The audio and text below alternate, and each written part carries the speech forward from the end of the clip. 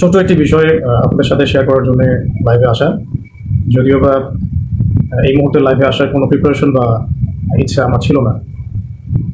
তো লাস্ট কয়েকদিন থেকে আমরা অনলাইনে একটা খবর বেশ জোরে সোরে প্রচার হতে দেখেছি, শুনেছি।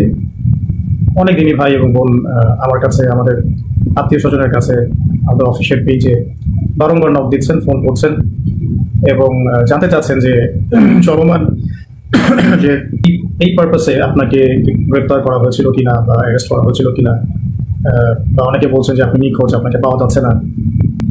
তো এই বিষয়টা নিয়ে অনলাইনে আমরা ব্যাক টু ব্যাক দুটা বিবৃতি দিয়েছিলাম। তারপরেও যখন বিষয়টা থামছে না, সে কারণে বাধ্য হয়েই লাইভে আসতে হলো।